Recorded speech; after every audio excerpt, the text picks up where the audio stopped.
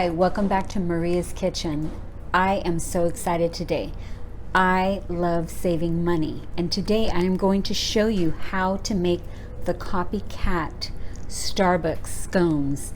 And I've got 3 of them that I made here, and they're absolutely delicious. And I'm going to show you how to do this from beginning to end. It is a little process and it will take some time, but it is not difficult. So I will be right back to go right into all of the ingredients. We are going to get started, and the very first thing you're going to do is you will need 2 1/4 cups of flour, and then we are going to do 2 teaspoons of baking powder, and then we're going to do a 1/4 teaspoon of baking soda, a 1/2 teaspoon of salt. And I actually put all the spices in here. 1 teaspoon of cinnamon, 1/2 teaspoon of nutmeg, a 1/4 teaspoon of ginger, and an 1/8 teaspoon of cloves go right into this. After this, we are going to blend this a little bit and get it stirring around, incorporate it in the flour. And then the next thing we are going to do is we are going to add our 1/4 cup brown sugar and 3 tablespoons of granulated regular sugar.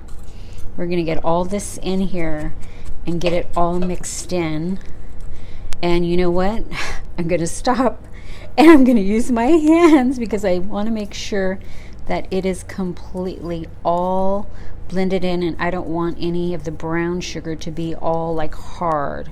So I'm just going to blend it in and make sure I fill my way around in here and make sure there are no big brown sugar clumps. We're done. I got all the brown sugar and everything incorporated very well. You want it very nice and very well incorporated. I'm going to set this aside, and we are going to go to our wet ingredients. And you are going to need 1/2 cup of pumpkin puree and 1 tablespoon. You're also going to need, I'm going to go ahead and scrape all this out. We want every bit of it.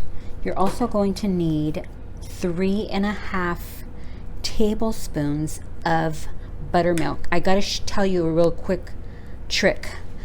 We don't always buy buttermilk, but I want to let you know that I made my own buttermilk, and you can make it too. And I want to show you that I just put the whole milk in here, and what I did was a trick is I squeezed a little bit of lemon juice in here, and look at how cool it makes, like a curdled, it looks really cool, a little curdled buttermilk. So it's so cool. So you don't have to buy a whole quart. So I got the 3 tablespoons and a half of buttermilk. We are going to use 1 large egg at room temperature, and we're going to do, oh my goodness, so excited. My cousins got this wonderful vanilla from Mexico, and it smells so good. I'm going to put 1 heaping teaspoon of vanilla, and we are going to need 1 tablespoon of honey. Just a nice tablespoon of honey, and we will get this in there. Let me get my little spatula so I can get it out. And after this, we are going to need 1 tablespoon of 1/2 and that is it. Now we are going to incorporate everything very well. We're going to break up the egg. We are going to make sure it's blended very, very well. And there it is. Got everything in there. This is our wet ingredients. The next thing, you will need 1/2 cup of butter. And I need to tell you that this has to be chilled. So we pulled this out at the last minute. It's unsalted butter. So we're going to need the whole cube. You know what? I saw this on a show. She just grated the butter, and I was like, oh my goodness. So, you know, I'm grating the entire stick, and then I'm going to get my hands in there and incorporate it with the flour mixture, and we're going to keep grating till I finish this. I know You're probably thinking, oh my goodness, but it gets all these little pieces into every part of the flour mixture, which is really cool. We are all done. I got it all done. I'm going to go ahead and take the rest of it off from the back. And you know what? You don't have to do this, but I don't know. I'm doing this. I'm just going to go ahead and get my hands in here. Look at how cool this is. I'm going to get my hands in here and I'm going to try to incorporate all this wonderful butter into all of this flour mixture. And we want it to be down into like pea-size shapes. So I'm going to continue doing this till it's all blended well, and I will be right back. So I'm finishing up, and they're in small little, like small pea size or under shapes. They're not going to get all broken up. You're just going to do them the best you can. And I'm going to make a little center here, and I'm going to now add the pumpkin mixture into the middle of the flour mixture. Oh, look how pretty that is, and it smells really good. And I have to give props to the one that created this recipe. Is Classy Cook. I got it from her recipe, and you're just gonna do this, incorporate it, and it's gonna get messy, so just make sure your hands are clean. We're gonna first mix it a little bit with this wooden spoon, and then we're gonna plop it right out on the counter, and we are going to get it into a round shape. So I'm literally gonna do it like this. I'm sorry, I love using my hands, and I think it's the best thing. We're gonna just try to get it all together. It's gonna be very sticky. I'm just gonna try to get it as much as I can together, and we're gonna get it into a big round circle. So just work it in, and it's gonna get messy. It looks terrible, but it's gonna come out really beautiful. Okay, make sure you get your oven on to 425. I've got my oven on and it's preheating, and here it is. I'm going to plop it out of the dish. You are going to need flour. You're going to want to flour the surface. It's going to be really sticky. So you're just going to want to kind of knead it just a little tiny bit, just to get it all together. It looks so pretty. And a scone is not very smooth. It's known to have little, so don't worry about it being really smooth. It's going to be just a little bumpy, and which it's okay. That's the look of a scone. So here we go. Once you get it like this, make sure you have flour underneath, because you're going to need it. It's going to stick. And you're going to start patting it to a round circle. We want it about 8 inches thick. But I'm going to roll it just a little bit. You're going to roll it out. Maybe I did it a little bigger than 8 inches, but these scones are going to come out so fluffy. So if you wanted to make smaller ones, you could, but here it is. Here it is. This is about the size you want it. I think it's a little over 8. So after that, at this point, you've got this all rolled out. Look how beautiful. You're going to need one of these big knives. You want a really big one. You're going to want to put some flour, and we're just going to go across right in half.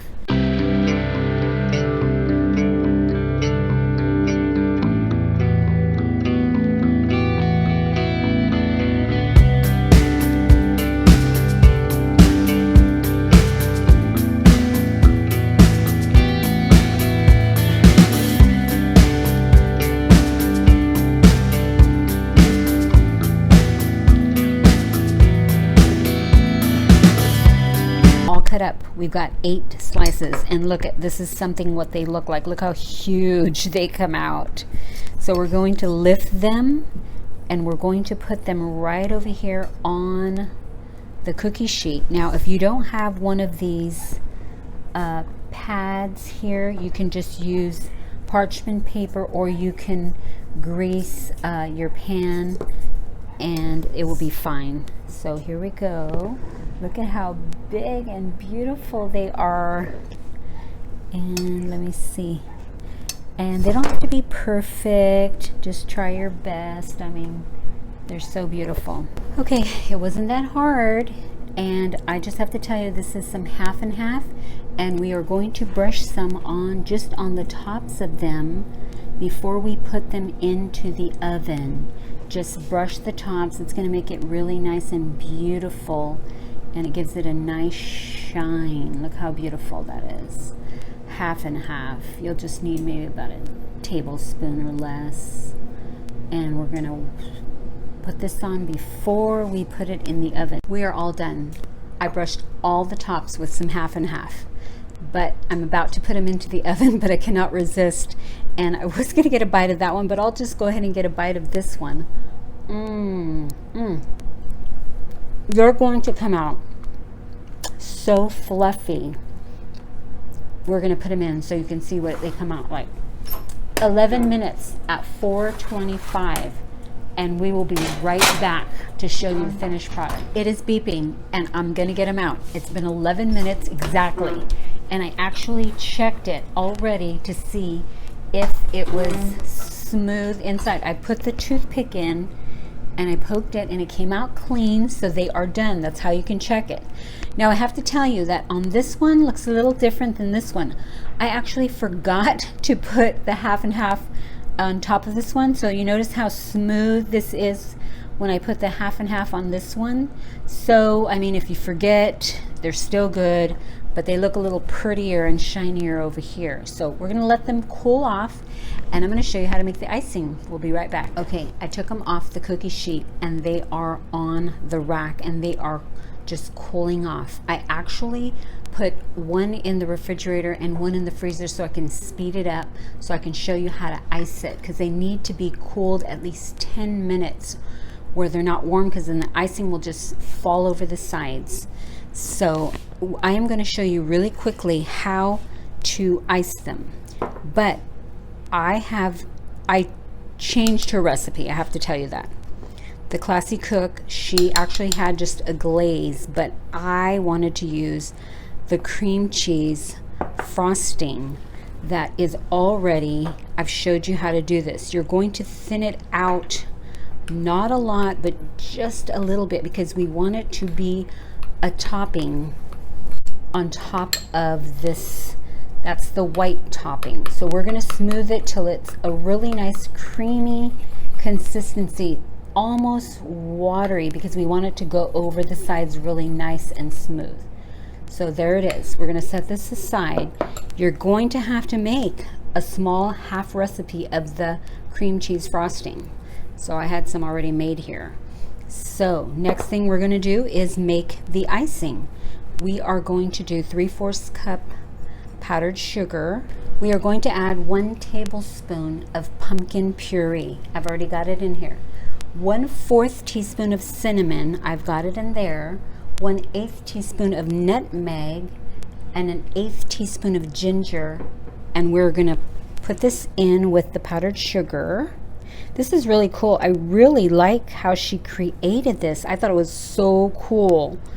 And we're going to add 1 tablespoon of half and half, and we are going to mix it up, and it's going to become like the glaze for the top of the scones on top of the white. Look how pretty.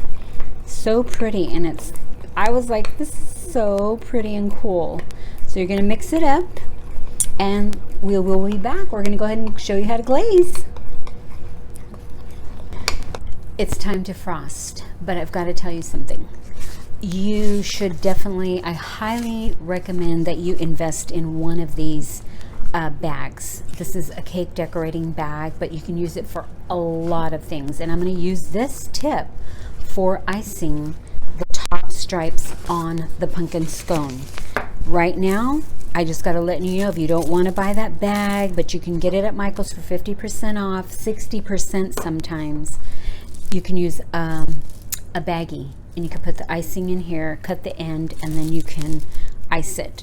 That's for the stripes. But here we go. I'm going to let you know, here's the beautiful scone, and this is how we are going to do it. We've did our icing. We got it down real smooth.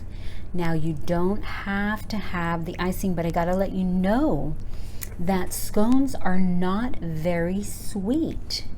So it's perfect with this cream cheese topping because it gives it the perfect sweetness. Perfect. I mean, delicious. How much more delicious can cream cheese and pumpkin be? I mean, it's so delicious. And I've got to let you know that you can let it go over on the sides a little bit. It doesn't have to be perfect. We're not working for a bakery. And so here we go. Look how beautiful. You can let it go over the edges, and you've got to be taking your time. This isn't a quick process because I have to let you know that this is going to go into the refrigerator and the top has to harden. So we've got to put this in the refrigerator. There it is. Make sure you kind of cover all the pumpkin, and that's good enough, I think. We're going to put it in the refrigerator and we're going to let it cool and harden, and I'll be back to show you how to do the stripes. Before I do the icing stripes, I want to show you something. We've got 8 scones out of this recipe, and I want to let you know you can do about 16 small ones. I want to show you how to cut it. You're just going to cut it at an angle. So we've got one triangle, and then you can cut it right in the middle, and you've got smaller pieces because these are pretty thick. Look how beautiful we've got already right here.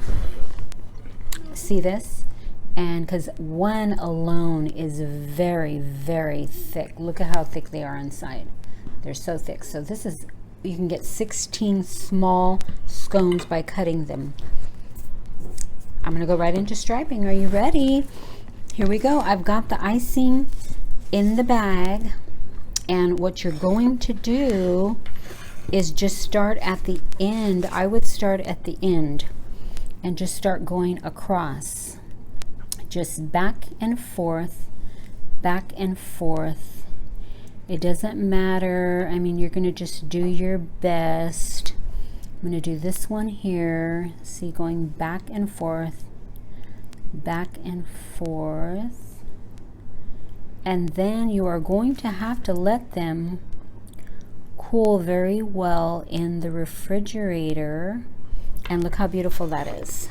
So beautiful.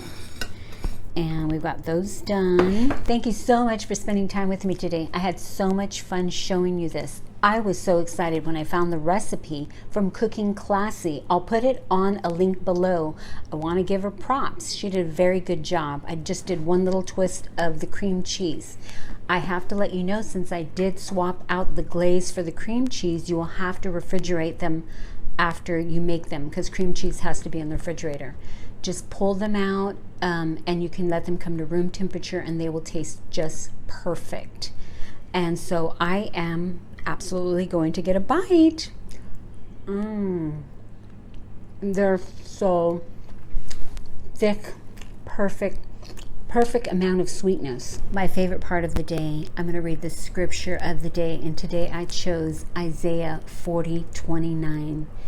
He gives strength to the weary and increases the power of the weak. This is a promise from God's word. So if you are feeling like you need strength and you feel weak, God promises that He will do that for you. Make sure you join us again for another show. I've got lots of wonderful things coming up for the holidays. Make sure you subscribe and give me a thumbs up and share with friends and family. Bye.